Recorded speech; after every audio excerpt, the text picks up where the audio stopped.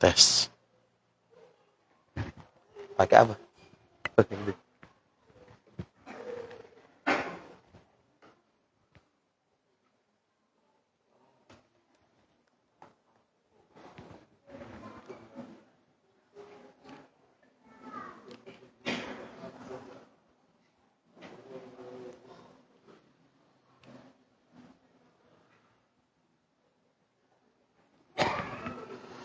Assalamualaikum warahmatullahi wabarakatuh. Innal hamdalillah hamdan katsiran thayyiban mubarakan fihi kama yuhibbu rabbuna wa yarda. Asyhadu an la ilaha illallah wahdahu la syarikalah wa asyhadu anna Muhammadan abduhu wa rasuluhu la nabiyya ba'da. Bapak Ibu yang kami hormati, insyaallah tema seputar kurban kami pengennya diskusi nggih. Jadi jenengan punya masalah nopo jenengan sampai akan, karena tema ini memang agak panjang dan gak mungkin saya sampaikan secara menyeluruh. Jadi jenengan kalau ada masalah itu justru lebih enak kita diskusi. Jenengan tanyakan, kemudian kita jawab, itu lebih mengena dan itu yang jenengan inginkan, begitu.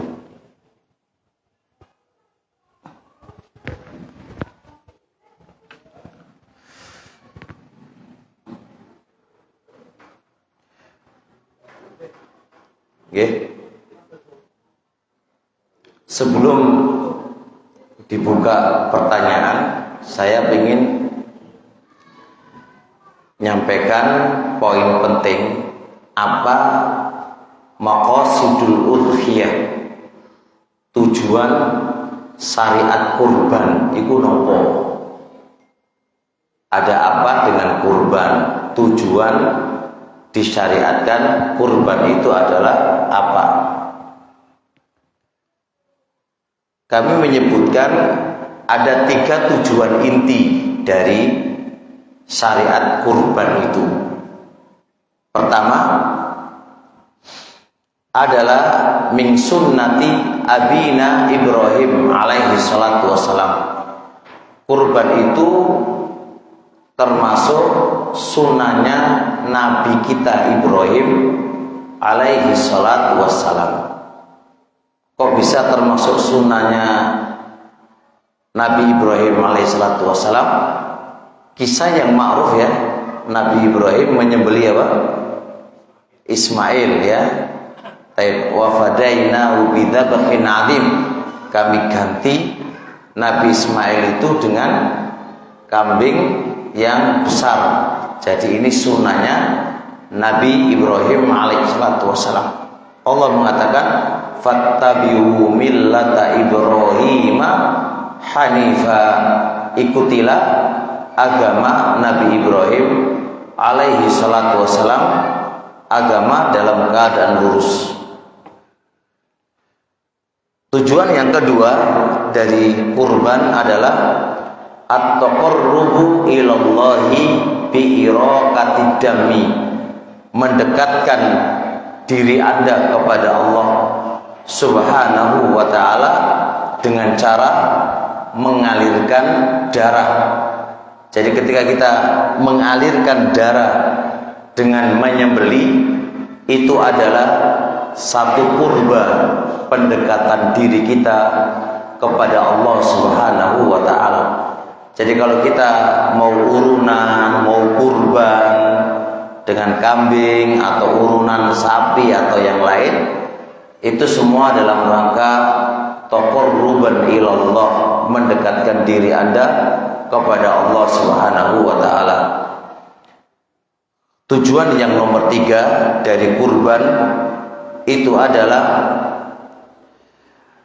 tausiah, memberi keluasan kepada orang-orang fakir berbentuk mereka orang fakir itu tidak pernah makan kambing atau gak pernah makan daging, terus jenengan nyembeli tujuannya udhiyah, jenengan bisa bagi-bagi mereka.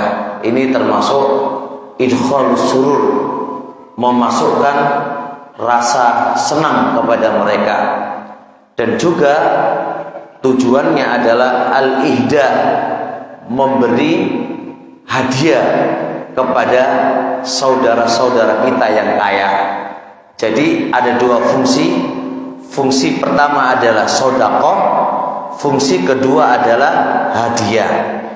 Hadiah itu diberikan ke siapa? Orang-orang kaya. Itu hadiah, Pak. Jenengan aja ngomong ini kepada orang kaya, Pak, tak sedekahi, Pak. Ditutuk palu jenengan. Aku ora butuh sedekah kamu, aku wis sugih. Paham nggih? Tapi bahasanya napa? Hadiah. Hadiah itu diberikan kepada orang-orang kaya. Dan yang kedua apa? Sedekah diberikan kepada siapa? Orang-orang fakir. Justru Pak, kalau saya lihat di kitab-kitab fikih, justru harusnya di hari raya kurban itu hari raya yang meriah. Jenengan panggil keluarga berkumpul terus diajak makan. Niku justru di hari raya Idul Adha, bukan di hari raya Idul Fitri, ya kan? Jadi manganan-manganan itu justru jatuhnya di hari raya Idul Adha. Tapi kebiasaan ini di zaman kita, lebih-lebih di Indonesia, ada nggak ya? Kayaknya kurang ya, atau nggak ada ya. Justru mereka lebih ngasih dagingnya aja. Bahkan Anas bin Malik kalau hari raya itu Pak, Idul Adha, ngundang semua keluarganya, diundang ayo makan. Nah itu bisa menjalin silaturahim antara keluarga dengan Anda berudhiyah. Ini tujuan kurban. Jadi kita ngerti kalau kita kurban itu ngerti tujuan ini. Iya yo, syariat ini mensyariatkan kurban itu tujuannya gini. Berarti kita bisa paham, oh ngono to gitu. Terusnya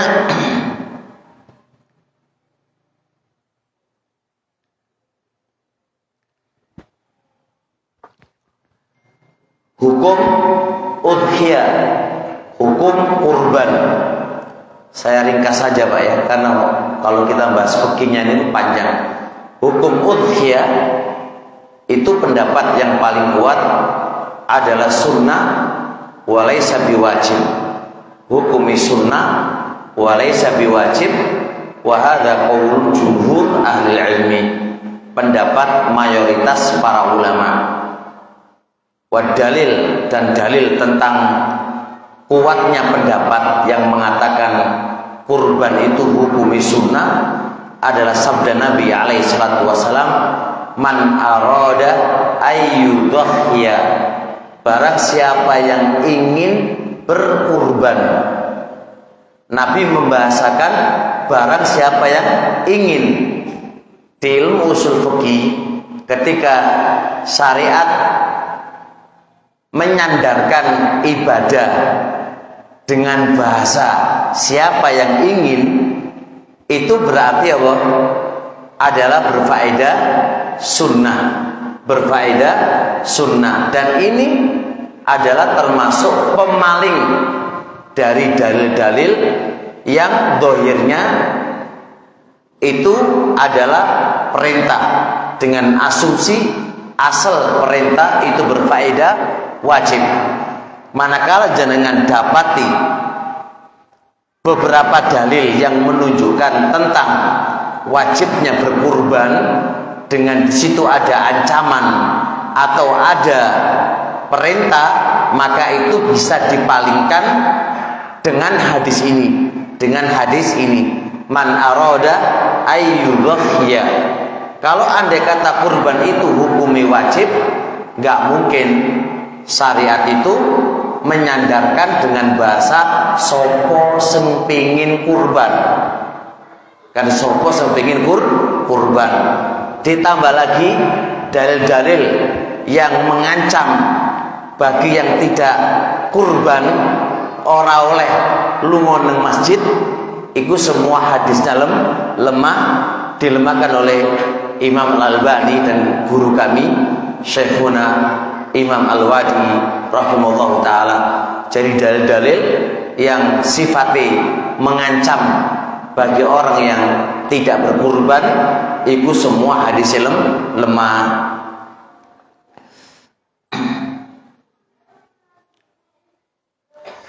Kemudian seterusnya, mana yang lebih afdol, kurban atau duite disodakokan ae? Saiki jenengan kurban tuku wedhus, gak usah tuku wedhus kesuwen, duite wae sampean apa? Sodakokan. Nah ini mahwal afdol, apa yang lebih afdol, kurban atau duite sendi tuku kurban itu disodakono wae. Ini juga ada khilaf di antara para ulama. Pendapat yang paling kuat sesuai dalil adalah kurban itu luwe afdol ketimbang sodako karo duite kurban, dengan beberapa alasan. Yang pertama, Nabi dan para sahabatnya tidak pernah mengganti kurban dengan sodako karo duite kurban. Itu nggak pernah, Pak. Dan ini kaidah penting banget. Andai kata sodako karo duit iku luwe apik, lebih bagus, tentunya Nabi dan para sahabatnya akan apa? Akan melakukan yang paling afdol, akan melakukan yang paling afdol. Alasan yang kedua, kurban itu syiari wong Islam. Orang kurban itu syiari wong Islam. Kalau diganti karo duit, lah kok ono syiar. Tidak ada namanya syiar. Justru kurban itu adalah syiarnya orang Islam yang paling besar. Bagaimana kaum muslimin berkumpul jadi satu, menyembelih, dibagi dan diperlihatkan oleh orang. Semua orang bisa melihat bagaimana sodako atau bagaimana syiar berkurban ini. Berbeda kalau sodako lah meneng-menengan wae kan gitu kan ya. Orang ketok uang. Padahal ini adalah sebuah sebuah syiar-syiar Islam. Yang kedua, kurban itu tujuan kurban itu bukan duitnya, tapi tujuan kurban yang itu qurba ilallah, yang itu pendekatan diri kepada Allah, itu bukan duitnya, tapi apa? Iraqatud dam, mengalirkan darah. Jadi tujuan syiar berkurban itu tujuannya bukan bersedekah, bukan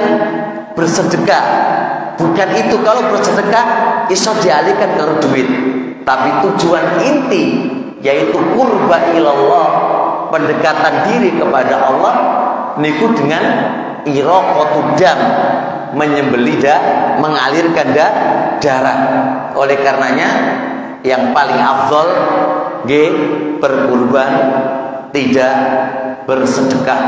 Walaupun kurban itu mek duite 3 juta, terus jenengan sedekah duite 10 juta, tetap sek menang kurban di saat itu, di saat itu.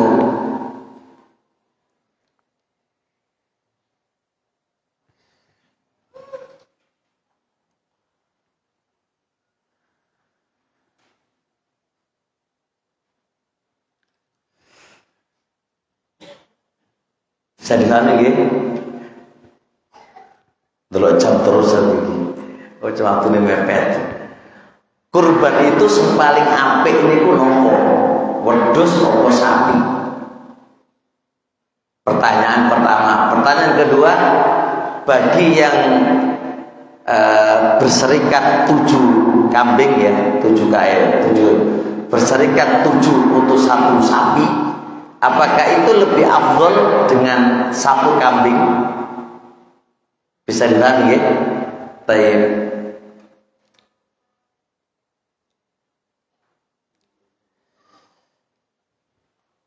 Mayoritas para ulama berpendapat yang paling afdol di dalam berkurban itu adalah unta. Ini mayoritas. Kedua baru sapi.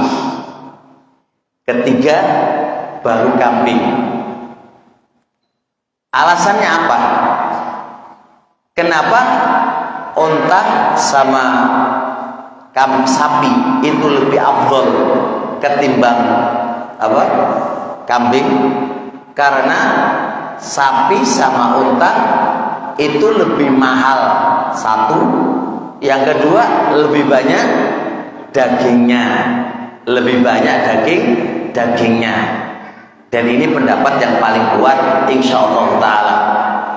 Masalah yang kedua adalah sapi urunan 7 orang 1 sapi dengan 1 kambing, manakah yang lebih afdol?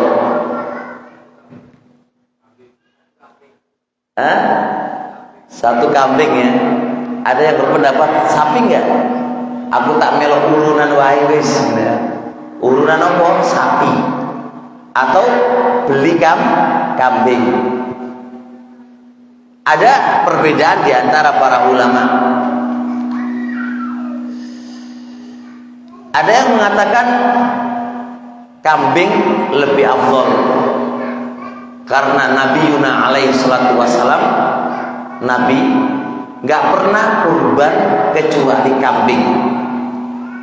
Karena Nabi alaihi salatu wassalam memilih berkurban dengan kambing, maka berarti itu yang lebih afdol. Pendapat yang kedua milih sapi. Karena apa? Karena di sapi itu lebih banyak dagingnya ketimbang kambing. Sedangkan tujuan dari kurban adalah bisa bersedekah dan bisa memberikan hadiah. Berbeda kalau kambingnya sampean itu dagingnya melebihi dagingnya sapi, kita sepakat kambing lebih afdol. Bisa dipahami enggak? Jadi ukuran untuk mengatakan iki afdol, perbedaan ke afdol Pak, lebih afdol, lebih apik mana? Kalau bolehnya boleh. Jadi kalau kita memicu Nabi itu kurbani nggak pernah kecuali kambing, maka berarti kambing itu secara mutlak lebih afdol ketimbang urunan sapi.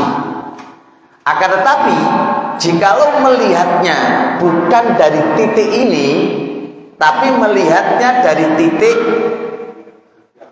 dagingnya dan tujuannya, ketika melihat daging sapi itu luwih akeh ketimbang daging kambingnya, maka tentunya lebih bagus yang banyak dagingnya, dikarenakan tujuan kurban adalah ngasih hadiah kepada orang dan ngasih sedekah kepada orang. Maka kita lihat dari titik itu. Bisa dipahami teman-teman semuanya? Ibu-ibu, siapin pertanyaan ibu-ibu ya.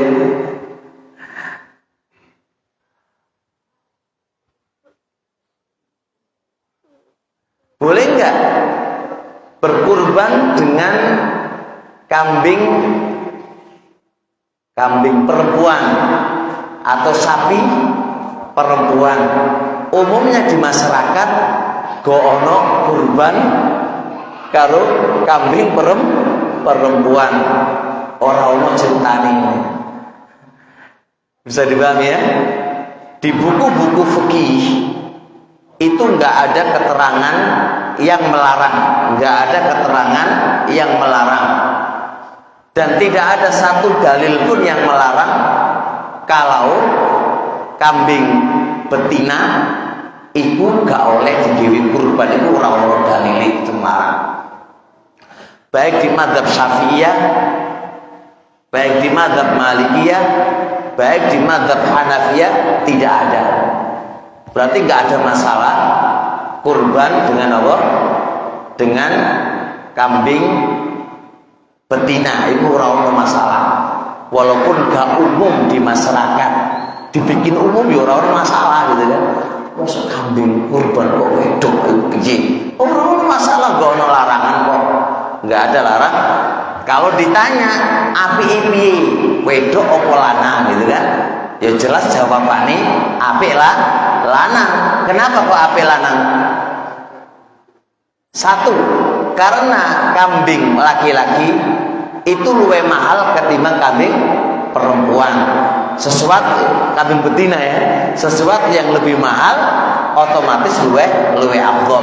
Yang kedua, nyontoh Nabi alaihi salatu wassalam.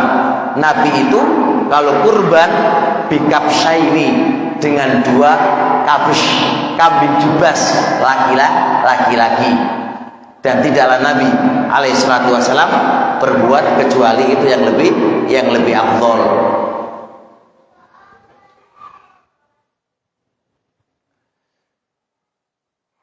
Saya cari yang dibutuhkan, Pak. Baik, terusnya untuk kambing sama sapi sama apa itu unta ya, perhatikan ini. Untuk kambing, tolong diperhatikan, untuk kambing tidaklah sah kecuali dimiliki oleh 1 orang. Kalau kambing tidaklah sah kecuali dimiliki 1 orang. Tapi kalau satu kambing ini dia miliki, lalu dia bagi pahalanya ke keluarganya, boleh, tidak ada masalah. Contoh,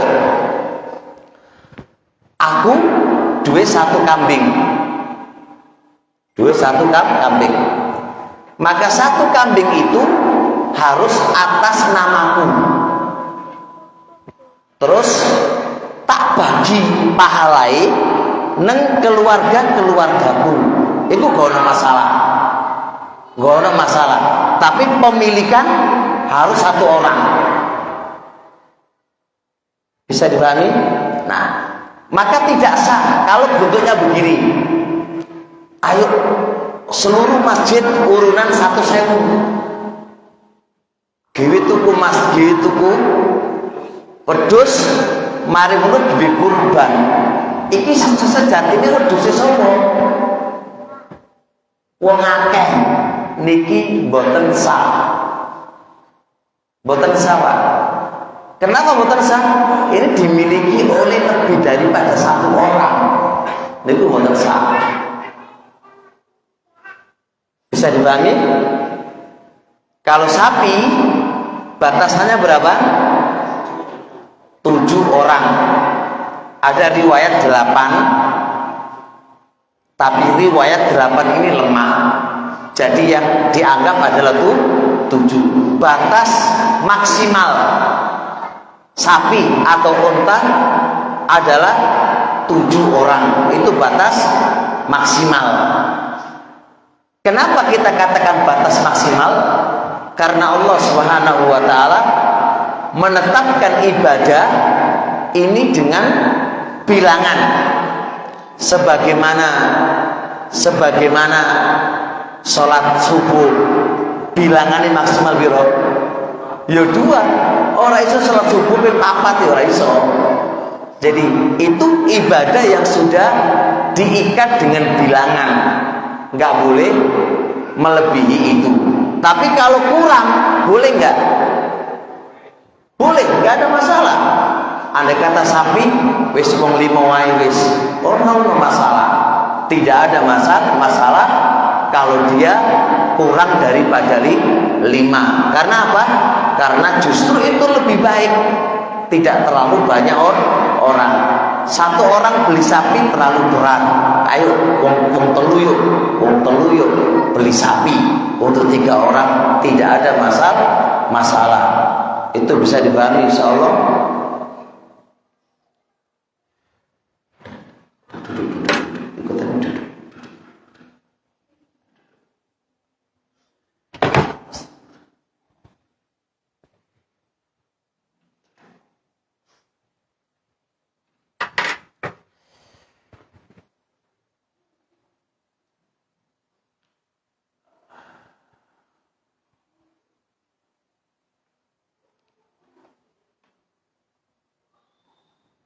Terusnya, boleh nggak menggabungkan kurban dengan akikoh? Gurun akikoh, ya wis tak gabungno niat kurban karo niat akikoh. Biasanya masyarakat yang ngoten nggih, iku oleh apa ora?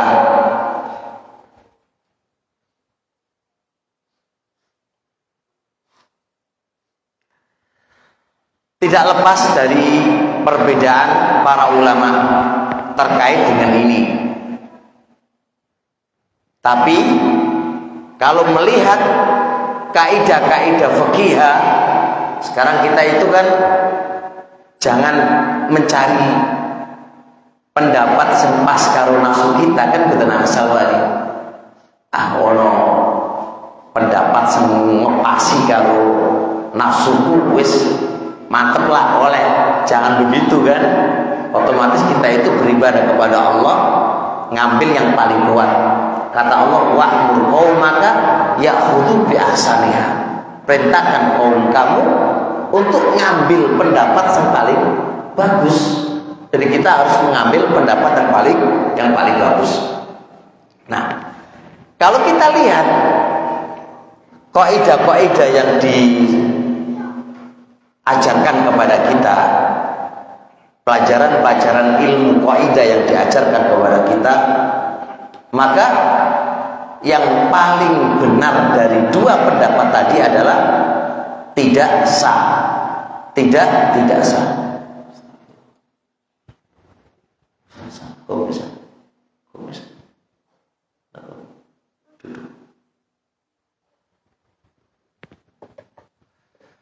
Tidak sah. Coba perhatikan apa alasannya tidak sah. Ini agak sedikit susah karena harus belajar kaidah-kaidah fikih.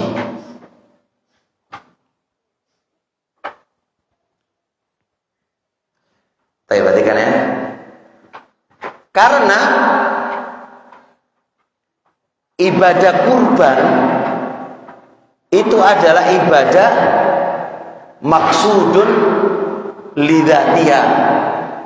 Itu tujuan intinya adalah kurban. Adapun kalau akikoh itu memiliki tujuan sendiri. Kurban memiliki tujuan sendiri, akikoh juga memiliki tujuan sendiri. Ya enggak? Apa tujuan kurban? Apa tujuan kurban? Tujuan kurban adalah menyembelih di hari kurban. Akikoh apa tujuannya? Nyembelih kambing di hari kelahiran anak. Masing-masing memiliki tujuan yang berbeda. Yang kedua adalah sebab. Sebabnya kurban itu sendiri. Sebabnya akikoh itu sendiri. Kenapa Anda akikoh? Apa sebabnya? Karena lahiran. Apa sebabnya kurban? Karena hari kurban. Tujuannya berbeda, sebabnya berbeda, maka nggak bisa satu menempati dua, nggak bisa, karena tujuannya beda, sebabnya beda. Sekarang saya logikakan begini, jenengan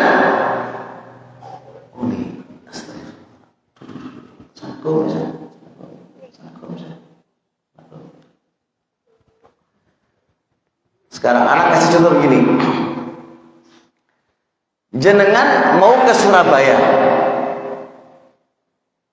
lewat Sedayu kota, bisa nggak jenengan rangkep Pak? Satu jalan gitu kan, dua niat, bisa nggak? Bisa nggak? Bisa kan? Soalnya kan Sedayu baru ono Surabaya. Tapi kalau jenengan ke Surabaya, ke Semarang, iso ora? Wis, kebayang ya? Manakala tujuannya itu sama dan sebabnya sama, iso lah digabungkan gitu Pak ya. Tapi itu loh, tujuan intinya lo berbeda. Tujuan intinya lo berbeda. Tujuan inti ini berbeda, sebabnya juga berbeda, maka nggak bisa satu diniatkan dua, itu nggak bisa. Satu kambing niati dua, itu nggak iso. Soalnya apa? Sebabnya beda, tujuannya ya berbeda. Ini yang satu. Yang kedua, Nabi Yuna alaihi salatu wassalam kok ono satu contoh Pak, aku pikir satu contoh wae. Di zamannya Nabi, zamannya sahabat, zamannya tabiin, menggabungkan akikoh kali kurban. Kulo pikir satu contoh. Kenapa? Yang lebih semangat itu sahabat Pak. Mereka juga dalam keadaan nggak punya mereka, otomatis kan lebih semangat untuk mengakikoi diri mereka. Ya wis menita pas mau karo kurban wae wis. Soalnya kan keadaannya orang punya duit gitu kan, itu otomatis mereka akan lakukan yang semisal itu. Ternyata itu tidak ada dalam contoh mereka Pak. Maka jangan sampai kita itu gawe aturan yang Nabi dan para sahabatnya tidak pernah melakukan perbuatan tadi. Dan ini pendapat Malikiyah dan pendapatnya Imam ulama-ulama Hanabila.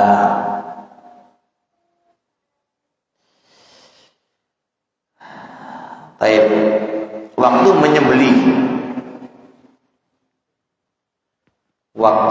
menyembelih kurban.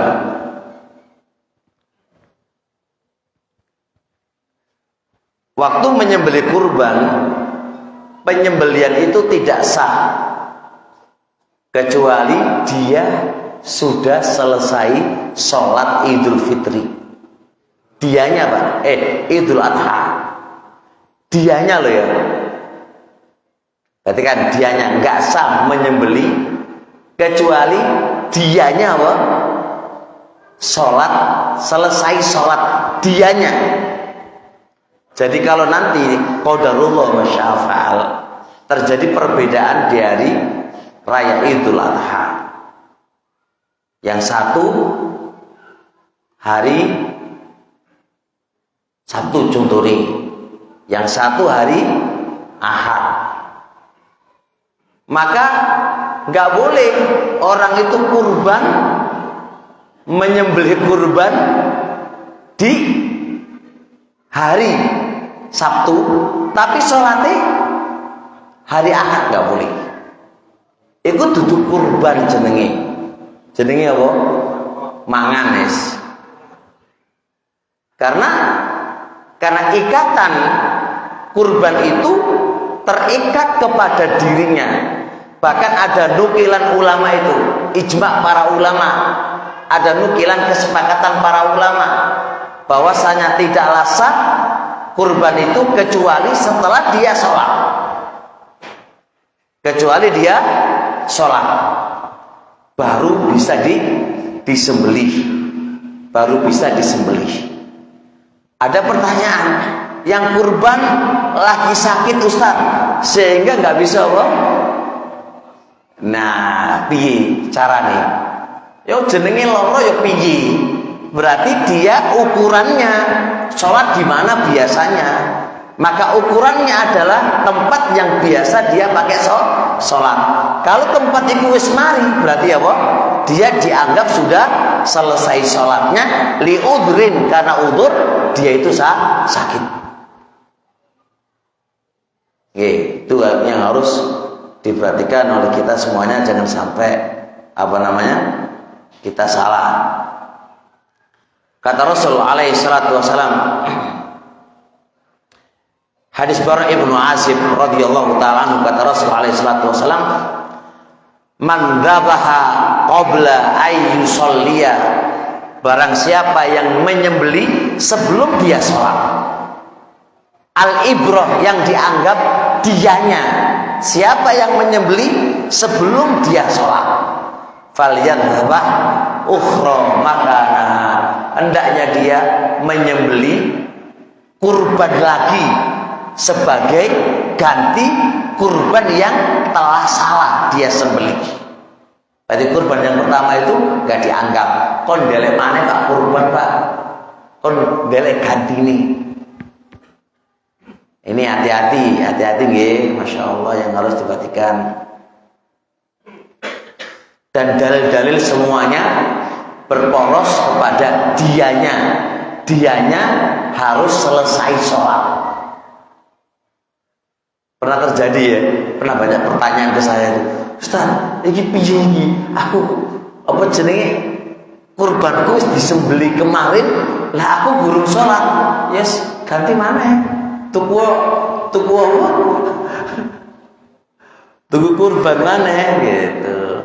Nah,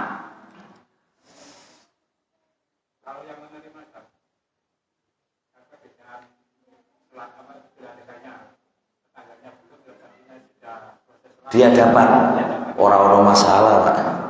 Nggih.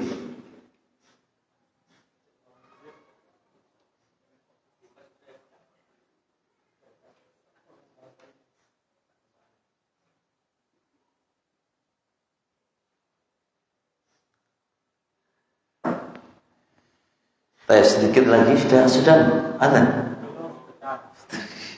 Aku tuh kalau ngaji nang apa jenenge arane waktunya terbatas, cari-cari tema yang bab yang dibutuhkan oleh orang ya. Nih, barakallahu fik, perhatikan apa yang kita katakan ketika kita menyembeli kurbannya orang lain. Kayak panitia itu kan nyembeli kurbannya orang lain. Biasanya kan ditulisi gitu ya, ditulisi terus. Ketika nyembeli itu kan disebut namai, engko sengkate gak disebut namai itu nggak sah, ulang. Nah, sampai panitia itu kalau nggak disebutin nggak sah, ini soalnya nggak nyebutin namaku itu mau kan. Kamu harus beli kambing maneh sebagai ganti dari kurbanku itu mau, soalnya sampean gak nyebut namaku gitu kan. Paham gitu gambarannya gitu? Terjadi gak di sini? Enggak ya, di sebagian tempat tadi ya. Tapi ada kesepakatan para ulama, ini ada kesepakatan Pak, annan niyata tujzi'u fi dzalik, bahwasanya niat itu sudah mencukupi dianggap kurban dan tidak mengharuskan dilafadzkan namanya ketika disembelih kurbannya. Itu ulama sepakat. Jadi jenengan itu sekate nggawa wedhus neng masjid niate kurban, iku wis nyampe neng Allah Subhanahu wa taala. Enggak mesti harus disebutkan namanya. Kalau disebutkan namanya enggak apa-apa sih, oleh-oleh wae. Enggak ada masalah. Kalau itu enggak merepotkan bagi yang menyembelih. Orang-orang masalah disebutkan namanya. Tapi kalau enggak disebutkan namanya, wis nyampe neng Allah dengan niatnya jenengan.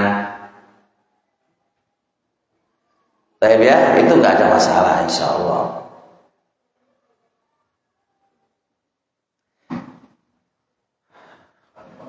Ya. Waalaikumsalam. Ya, monggo. Dalam kondisi ketika kurban, kita tidak menutup kemungkinan ada non-muslim yang kemudian memberikan satu ekor sapi atau kambing.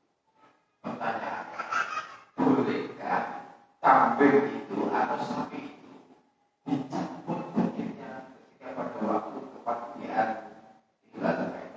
Diambil dan sembelih. Jadi gini, kita ada dua jawaban terkait jawabannya soalnya Bapak tadi. Pertama, kurbannya orang non muslim itu jelas gak diterima oleh Allah. Ulama sepakat. Ma mana'ahum an tuqbala nafaqatuhum illa annahum kafaru billahi wa bi rasulih. Apa yang mencegah sedekah-sedekah mereka ditolak oleh Allah Subhanahu wa taala? Yang mencegah ditolaknya tidak ada lain kecuali karena mereka kufur kepada Allah. Ini adalah dalil amalan wong kafir walaupun jarine ikhlas, jarine kan tetap enggak diterima oleh Allah Subhanahu wa taala karena dia syarat sahnya tidak terpenuhi. Apa syarat sahnya? Islam. Bisa dipahami? Boleh nggak kita ambil? Boleh, nggak ada masalah. Boleh, nggak ada masalah. Apa yang menjadikan larangan? Nggak ada masalah. Selama apa? Itu adalah sah-sah aja, nggak asing curian gitu ya.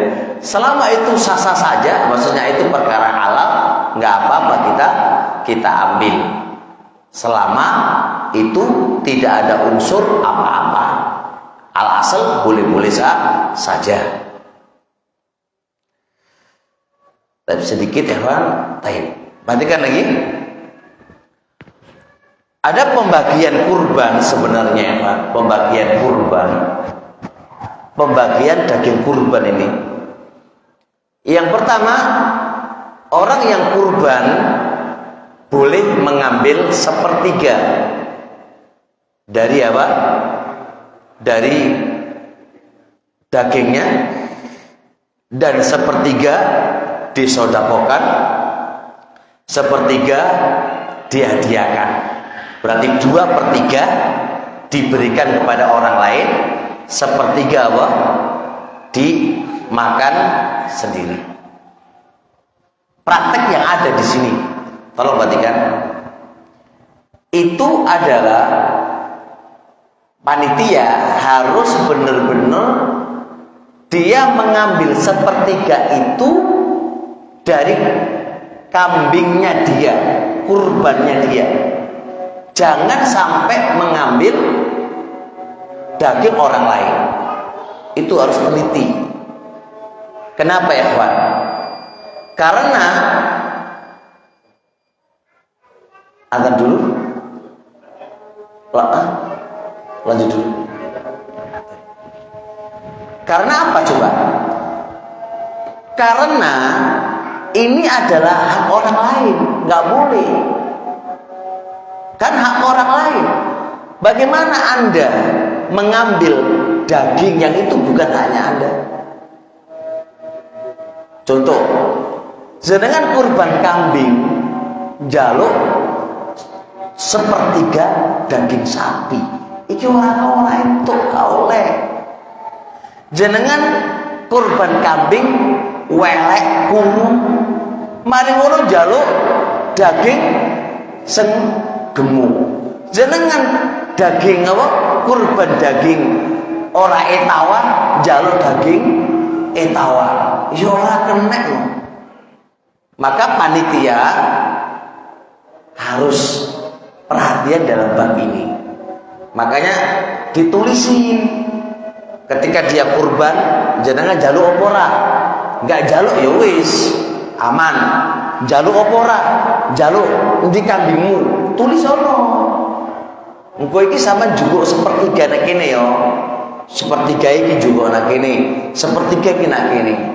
Begitu, Pak. Karena ini adalah amanah yang Allah berikan kepada kita. Jangan dicampur. Oh, jadi dicampur langsung. Percampuran nanti itu setelah yang kurban ngambil. Yang kurban ngambil. Dan jenengan berarti ini tuh. Itu haknya orang yang kurban. Oh, jadi komentari. Jualan jalur kurban, oh jalur sepertiga kompok, nggak boleh, itu haknya dia. Oh, haknya dia kok dikomentari. Sampaikan kepada dia, jenengan jalur opora, jalur piro 2/3, yo ora ento 2/3 iku gorok dhewe.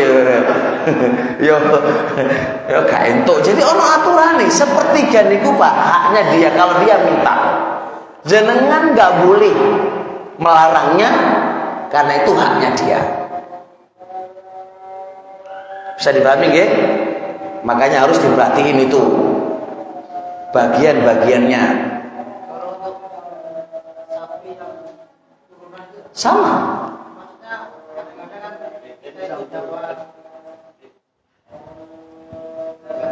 Mas. Ambil lah.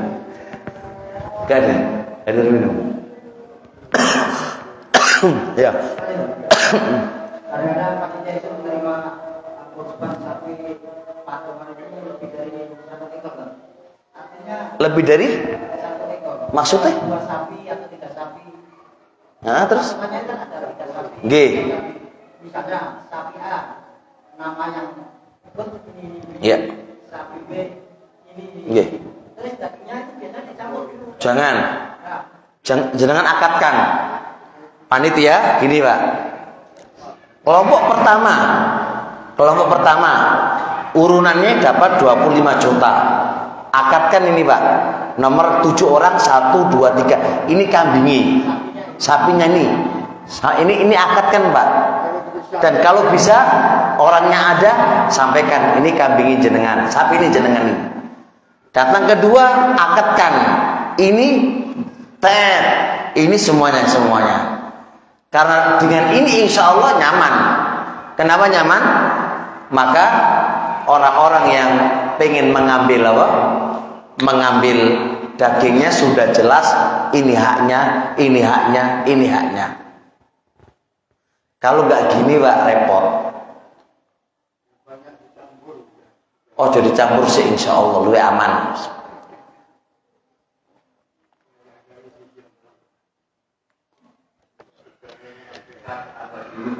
Iya monggo.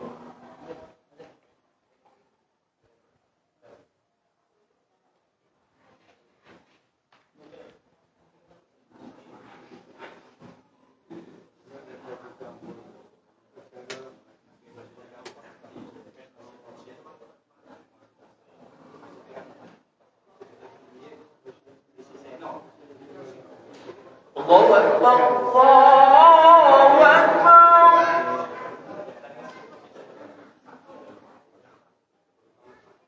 Allahu Akbar,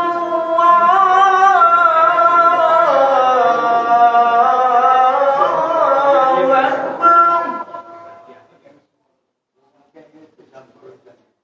Asyhadu an la ilaha illallah.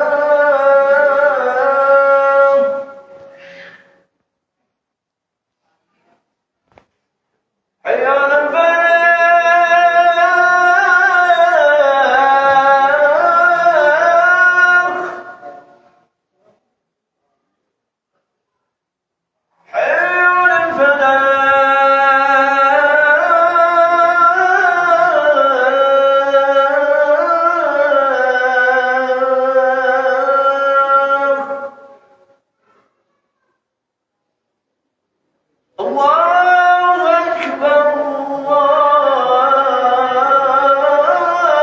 أكبر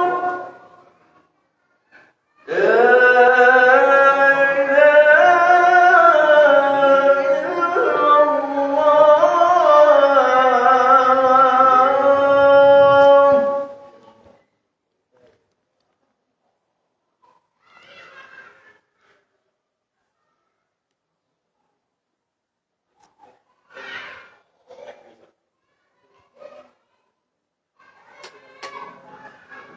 Iya. Sudah lanjut? Memang panitia ibu capek ya kan? Makanya harus jadi panitia nih. Oleh karenanya panitia itu layak digaji. Digaji, Pak. Tapi gaji ini gak oleh teko daging. Jadi bahasanya gini loh, ini harus dipahami. Wong nitipno kurban itu kan bahasanya kan ngekei kerjaan orang. Gimana? Nah ngekei kerjaan ke orang kok nggak ngekei duit itu kan lucu. Makanya orang yang ngerti hukumnya, wahai orang yang kurban, itu hendaknya Anda memberikan sesuatu, uang atau yang lain kepada orang yang ngurusi, karena itu capek. Dia butuh makan, butuh apa lagi? Minum, butuh jajan. Terus tekan di duit ini. Dari mana? Enggak tahu. Hah? Habis. Baterainya habis.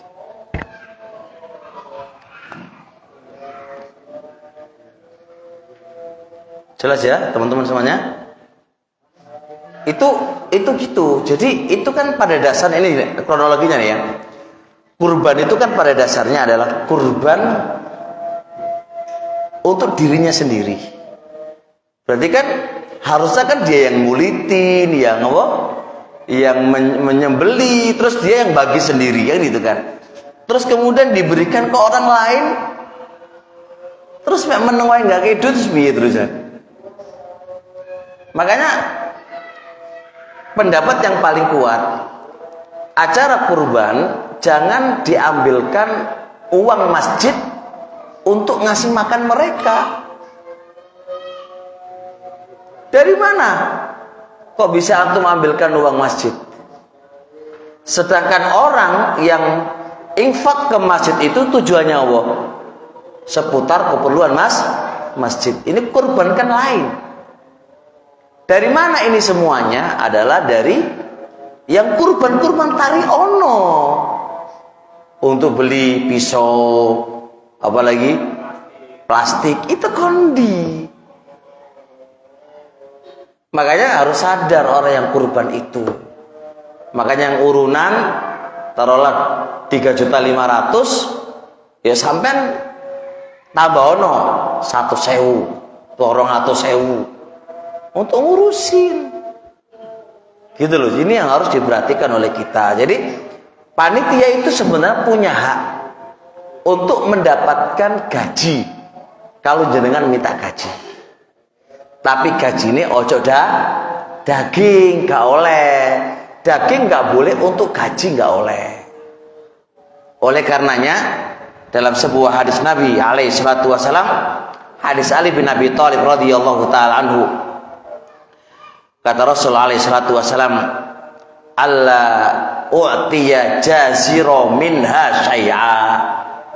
Saya diperintahkan oleh Nabi untuk tidak boleh memberikan sedikit pun dari daging kepada tukang sembelih.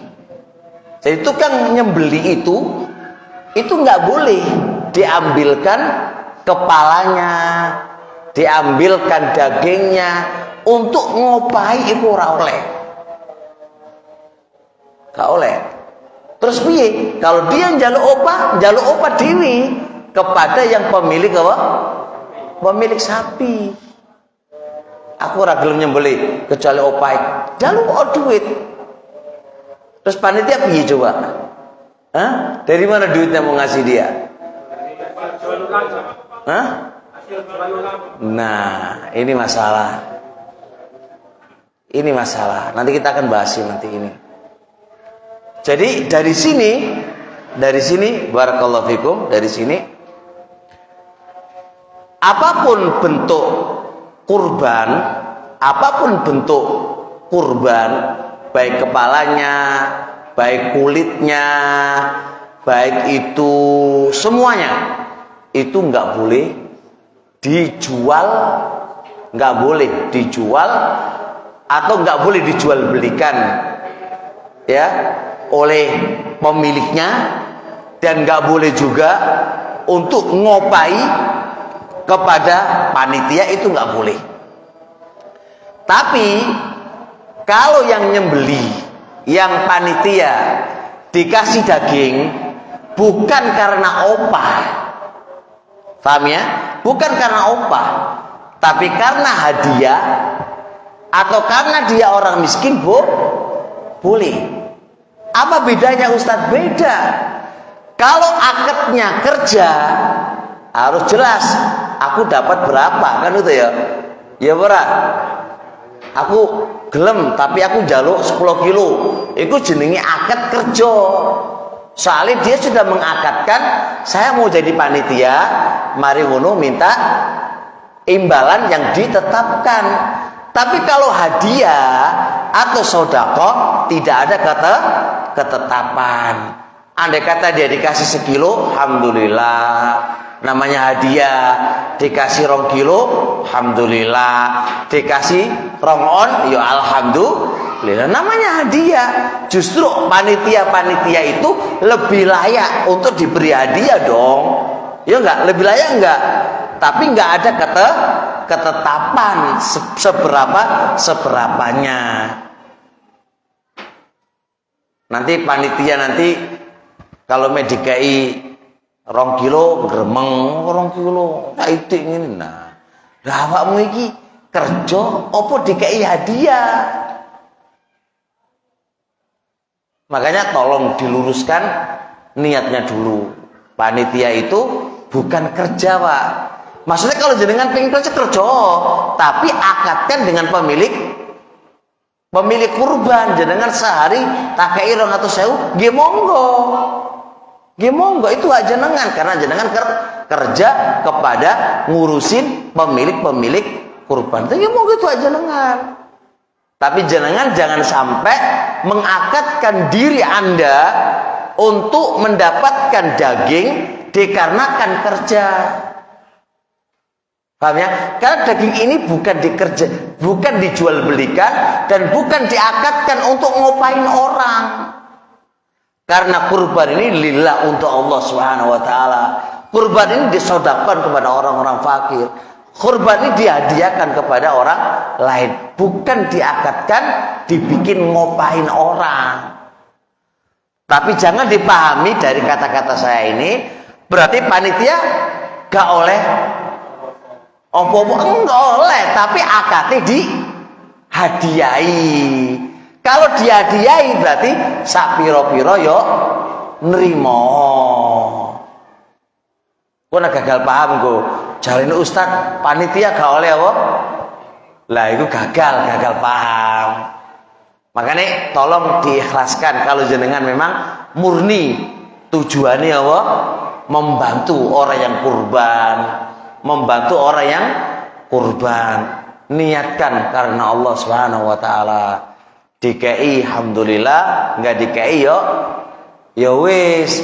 DKI alhamdulillah, iki hadiah. Kalau jenengan ternyata panitia mau miskin, ya DKI karena miskin, alhamdulillah. Baik, jadi gini teman-teman semuanya. Permasalahan ini adalah begini. Tinggal larangan nggak boleh menjual kulit itu diberikan ke siapa. Ini kan, itu diberikan kepada orang yang kurban. Orang yang kurban nggak boleh menjual kulitnya. Orang yang kurban nggak boleh menjual kepalanya. Diberikan ke siapa? Ke orang yang kurban dulu, Pak. Lah ketika jenengan berikan kepada panitia ini akad nopo. Jenengan ketika berikan ke panitia, akadnya apa coba aja? Akadnya hanya sekedar tolong iki apa? Sembelikan mari ngono ramuten mari ngono apa maneh? Bagian mari ngono kulite nah didol ngono to. Nah, jadi gini Pak, biar enak dan nyaman, jenengan itu langsung diakatkan kulite dan kepalai. Aku yang kurban ini tak kasihkan kepada panitia wis. Tak hadiahkan kepada panitia. Aman toh? Berarti itu hak sapa? Nah, berarti diberi oleh siapa? Orang yang kurban. Bukan karena jenengan yang kerja. Bukan karena jenengan kerja, tapi ya karena ya dikai hadiah gitu aja. Ketika itu dikasih ke hadiah, dihadiahkan jenengan, boleh nggak jenengan jual? Kok boleh? Karena wis bae jenengan. Bisa dipahami? Udah milik jenengan. Permasalahannya adalah begini. Kalau kita lihat Ali bin Abi Thalib radhiyallahu taala anhu, ini Ali nih. Wa an uqsima jilalaha wa juludaha. Nabi alaihi salatu wasalam menyuruh saya untuk membagi sak kulit-kulitnya. Itu perintahnya Nabi. Nabi memerintah kepada siapa? Ali untuk bagi sak kulit-kulitnya. Kenapa kok diperintahkan untuk membagi? Soalnya belum terakatkan ini kepala dan kulit untuk siapa. Makanya suruh bagi karena belum terakatkan kan, belum terakatkan. Ketika ini sudah terakatkan, ya wis ini iki apa namanya kulit iki wis tak kekno, tak hadiahkan kepada si A. Sudah. Berarti milik siapa? Milik si A. Jenengan sampaikan si A, jenengan gelem to apa jenenge kulite? Oh ora rambut. Napi tak dolno to, ya wis dolen. Duwite kok kekno dia. Oh jadi pek wong karena diakatkan untuk di si A. Makanya jenengan panitia tanya kepada si yang kurban. Pak yang kurban, iki kulite piye? Takoni. Wis tak hadiahno nang panitia. Ya wis berarti engko didol panitia baru terus piye? Duite dibagi gitu kupangan nggih bakso ya ora apa-apa. Tapi ono jelas teko bagian yang kurban. Kalau nggak ada kejelasan begitu bagi wis. Nah, ketika panitia itu membagi kepada si A, ya wis ini kulitnya kekno si B, ya nggak apa-apa, dikasihkan ke B. Kulit satu utuh dikasihkan ke B nggak apa-apa, boleh, nggak ada harus separuh, nggak ada ke B boleh, ke C juga boleh.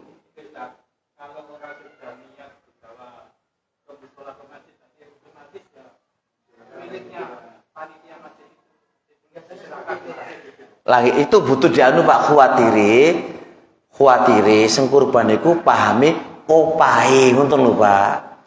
Khawatire iku dianggap opah ngoten lho, iku senggarai masalah. Jadi diwanti-wanti Pak, niku mboten opah lho. Nah, ngoten lho, itu yang butuh dipahamkan kepada orang kurban niku. Nggih, ya harus ngoten, opah pria operasional. Kalau jenengan gini, jenengan jual kambing apa kulite, mari ngono digawe operasional. Lapis piye lan? Operasional berarti dari kurban, mboten angsal, Pak. Mboten angsal. Niki menyelisih aturan. Jangan. Jadi kalau jenengan panitia orang duwe pisau ngomong ke yang kurban, aku piye banget mbel apa beteti orang duwe apa pisau ya tuh kono pisau lah. Ngoten aturan maine, Pak. Wong ku kerjaane sapa sendiri, kerjaane ku sinten? Yang kurban. Ojo sampai kulitnya mau didol, digawe operasional. Berarti nggak salah bagikan dong. Sama di operasional. Kecuali kalau sudah dikasihkan ke panitia, iki wae panitia. Piye panitia? Tak tukono ini saya sampean yo. Piye? Terserah sampaikan ke mereka para panitia itu. Panitia iki piye? Kita bikin beli pisau enggak? Boleh apa enggak? Ya berarti hadiah itu hak panitia. Panitia setuju nggih monggo, karena itu sudah miliknya panitia. Tapi kalau guru ngomong nang panitia, ujuk-ujuk digawe operasional, ya mboten tepak lho iki akadnya gimana? Biasanya Nggih. itu kalau yang sudah menyerahkan Nggih. kemudian urunan di musola atau masjid itu ya diserahkan sepenuhnya ke panitia. Itu artinya otomatis terserah kulitnya mau diapakan, kepalanya mau diapakan, itu terserah panitia. Itu bagaimana? Nggih, betul apa? Coba gini. Terserah panitia itu dikekno panitia atau panitia itu ini kan ada dua kemungkinan, Pak. Gak oleh dipangan panitia tapi dibagian ke orang lain. Engko nang gelis olah apa kurban sing wareg panitia tok. Lah yo. Ono ngoten ora suara ngoten. Lah iya kan berarti kan enggak jelas toh. Kan ngoten ngono. Oh kurban kok sing wareg kok panitia tok. Wis mangan, mari ngono apa? Oleh daging, mari ngono oleh apa? Oleh wakeh. Loh, teklik wis kuwape digotongi karo panitia. Itu terjadi, Pak. Nah, jangan sampai terjadi kayak gini ini. Jadi makanya ojo kok mek itu kan mek gurung jelas mek asumsi jenengan ae itu sebenarnya. Makanya ini diperjelas. Jadi gini loh, yang kurban jenengan kumpulkan iki kepala, kulit, teklik.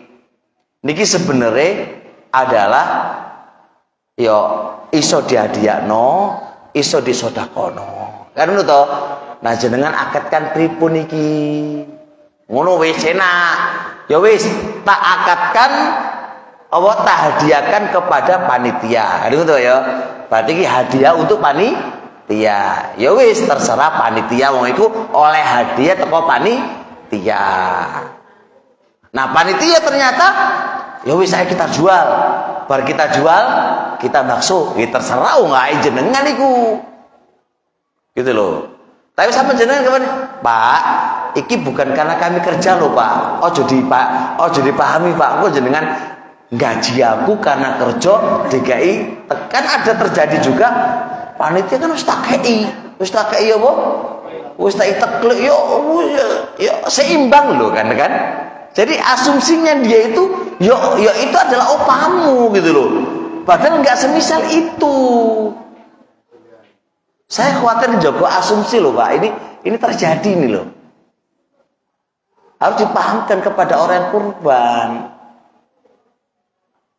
Makanya panitia juga begitu kan. Kalau nggak dikasih lah muring-muring tuh, murah. Ya jenengan, Pak, koyo ono koyo ngurus. Alhamdulillah. Iya gremeng ngene ya. Gremeng ning guri ora sampean.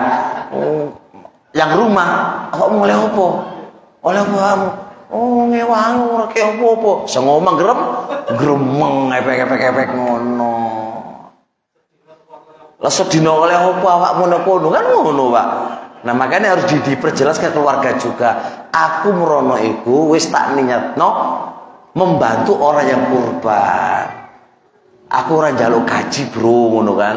Tapi kata aku dikei, yo alhamdulillah gak dikei yo.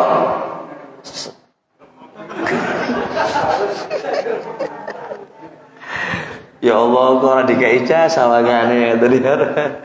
Nggih, ngoten Pak nggih. Masyaallah, nggih monggo.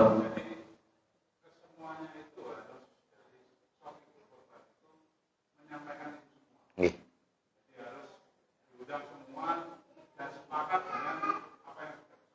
Nggih. Kalau hanya terwakili kan Belum bisa. itu nanti sebagai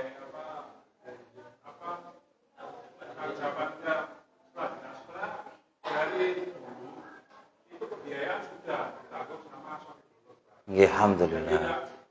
Tidak mengambilkan dari penjualan apa. Nggih, bagus Pak, nggih.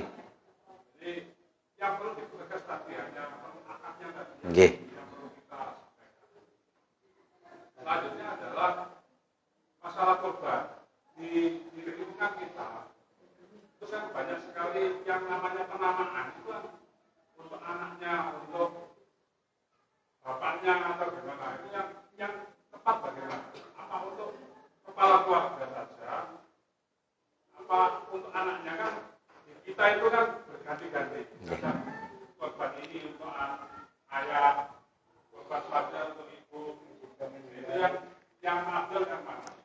Nggih, jadi gini. Saya bilang kedua-duanya boleh. Kita bahas boleh dulu ya. Satu keluarga ini kan bentahun kurban. Sama-sama masih hidup Pak, masih hidup. Bentahun itu kurban. Kedua-duanya boleh. Diwakili sama si bapak yang punya kuasa dan punya duit. Iki pokoknya kurbanku, ngono kan. Mari ngono jenengan atas namakan ini kurbanku dan keluargaku. Berarti jenengan bagi pahalai ke keluarga. Itu yang angsal. Atau wis gak usah pembagian pahala wis. Piye carane gantian wae. Aku bapak dhisik, mari ngono ibu, mari ngono anak yang tertua, nggih monggo. Manakah yang lebih afdol? Pembahasan kita, manakah yang lebih afdol? Yang datang dari Nabi alaihi salam, ini yang datang dari Nabi, Pak.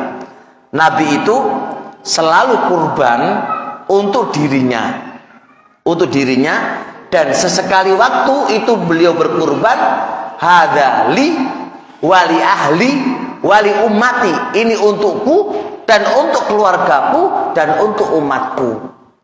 Dari poin ini berarti apa? Berarti apa?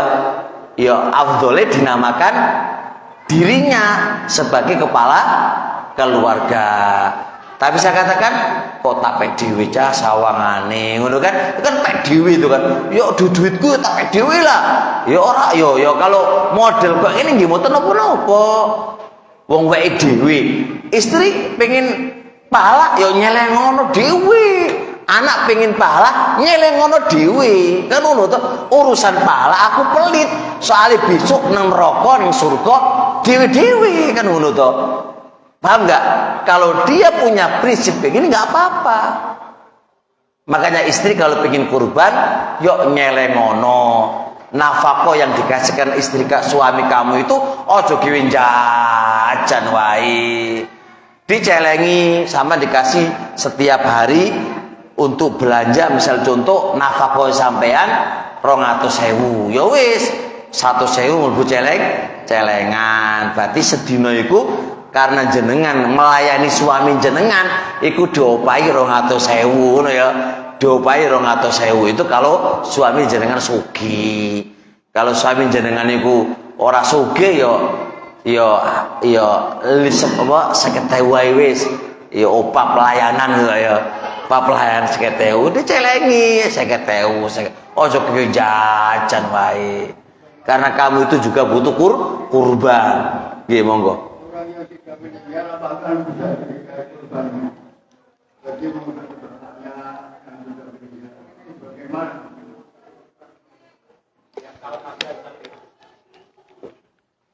Kalau ditanya boleh nggak mengurbani orang yang sudah mati? Masalah ini nggak lepas dari perbedaan, Pak. Ulama Syafi'iyah membolehkan mengurbani orang yang mati itu gak apa-apa. Alasannya soalnya dikiaskan dengan sodako. Nyodakoi wong mati aja sampai ke orang mati, apalagi ya wong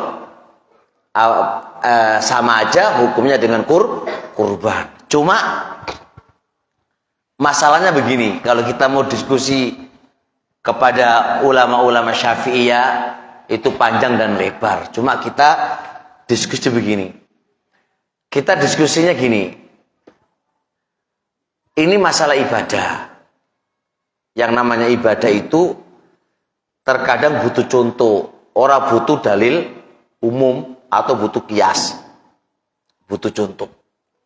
Sekarang aku butuh satu contoh Nabi, sahabat, tabi'in yang paling pintar dan paling takwa kepada Allah pernah mengurbani orang-orang yang mati ataukah tidak. Itu aja, Pak. Ternyata kan nggak ada. Kalau mereka pakai diskusi dalil, ada mereka dalil, Pak. Dalil umum ada, pakai kias ada. Di kaidah usul fikih itu nggak berarti nantinya manakala kita pakai sunnah tarkiyah, sunnah yang ditinggalkan oleh Nabi. Kan kita butuh contoh, mempraktekkan kan butuh contoh. Apakah para sahabat itu nggak semangat untuk mengurbani keluarga yang mati, anak mereka yang mati, lebih semangat daripada kita? Kenapa kok nggak mereka mencontohkan dengan pakai dalil umum? Itu bukti dalil umum itu nggak pas di sini ini. Karena yang paling pintar mempraktekkan mereka. Sebagaimana rumus, Pak, rumus. Jangan bikin rumus. Rumus itu umum. Yang paling berat mempraktekkan rumus itu siapa? Pemilik rumus dan orang yang dekat dengan pemilik rumus. Nggih, betul. Itu yang paling pintar bisa mempraktekannya. Nah, pembikin rumus loh orang pernah apa? Mengorbankan Khadijah. Nggak pernah Nabi. Ini untukku, kurban untuk Khadijah, kurban untuk bojone. Nggak ada ceritanya, Pak. Kan kenapa gitu loh? Dan orang-orang dekat dengan pembikin rumus, para sahabat Nabi, gimana kayak contoh kayak deh. Kalau itu baik dan rumus itu benar dengan pakai kias dan dalil umum, tentunya mereka lebih layak untuk mempraktikkan rumusan tadi. Jadi kita bukan diskusi dalil, Pak, dalil umum dan kias. Tidak, karena mereka punya argumentasi di kias dan dalil umum. Tapi ini nggak bisa dijalankan di kasus ini, nggak bisa. Sebab kalau andai kata kita jalankan pakai dalil umum dan pakai kias, insya Allah semua bid'ah bisa masuk di sini. Pakai dalil umum. Sholawatan ku ono, Pak. Mari ngono apa jenenge acara 7 harian pemane 14 iki ono dalil umume ono. Sedekah. Lah wis ora ono bid'ah mari ngono. Wong kabeh dalil umum. Terus kalau gitu Anda memakai dalil umum, terus sapa sing mempraktekkan dalil lu sapa? Makanya kalau kita nggak ngerti usul fikih ya terombang-ambing dalam kasus yang kayak gini ini. Paham nggih? Tadi disampaikan bahwa tidak boleh menggabungkan antara niat akikah dengan niat kurban.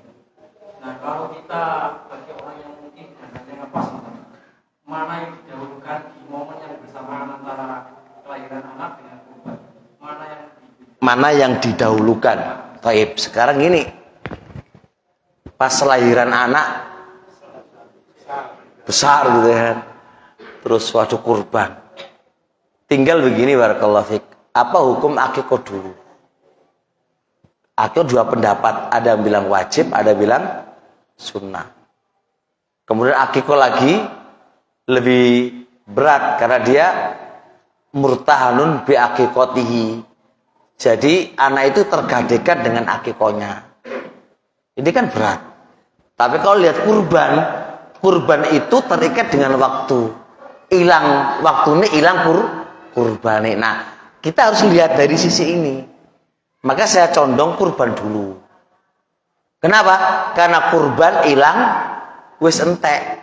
Adapun akikah hilang waktu kurban seiso akikah. Paham ya? Jadi akikah itu waktunya saya luas gitu ya. Dan kaidah usul fikih, ketika tabrakan waktu luas sama waktu sempit, lebih dulu ke mana? Waktu sempit. Cuma masalahnya engko nang gak duit.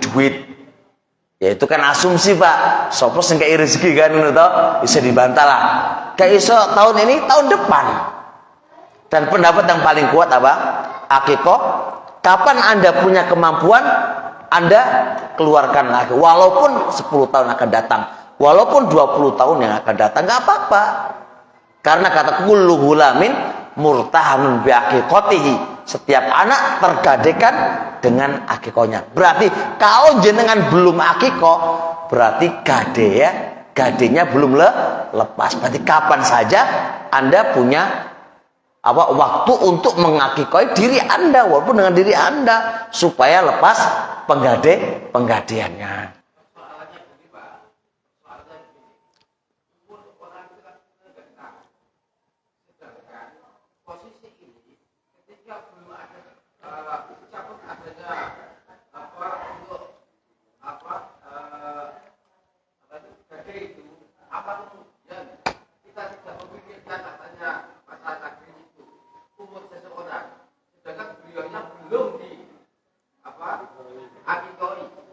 Pun jelas Al-Imam Asy-Syanqiti dalam kitab Mudzakirah menjawab bahwasanya kita nggak usah membahas masalah umur di tangan oleh Allah.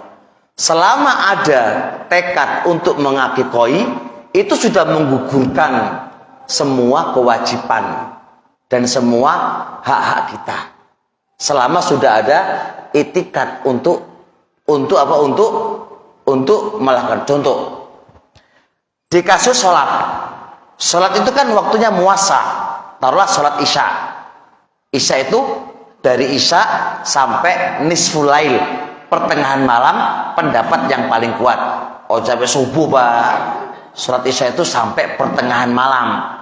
Dalil yang dipakai oleh mereka yang mengatakan sholat isya sampai subuh itu lama banget. Karena ada dalil sholatul isya'i ila nisfil lail, sampai sepertiga malam. Adapun kalau jenengan pakai dalil umum, saya bantah. Kalau begitu salat subuh bikin aja sampai zuhur. Kenapa Anda mengatakan sampai terbitnya matahari? Karena ada dalil. Sama saja begitu juga. Kenapa kita batasi seperti pertengahan malam? Karena ada dalil.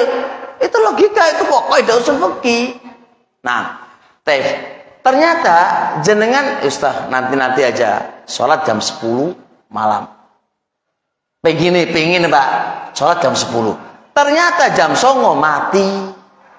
Belum sholat. Apakah dia dosa? Enggak dosa. Karena dia ada itikad menjalankan apa? Sholat nanti jam 10. Ternyata mati duluan. Ulama sepakat tidak dosa. Karena ada itikad dia akan sholat. Tapi kalau ada itikad aku sudah sholat kok, lah ya wis, mati ternyata jam 9 itu mati, sedangkan dia belum sholat. Sedangkan itikad awalnya dia memang nggak pengen sholat, maka dia berdosa. Bos Pak, jual susu Pak, umat udah pergi semuanya itu. Cukup insyaallah. Subhanakallahumma wa bihamdik, asyhadu an la ilaha illa anta, astaghfiruka wa atubu ilaik. Assalamualaikum warahmatullahi wabarakatuh.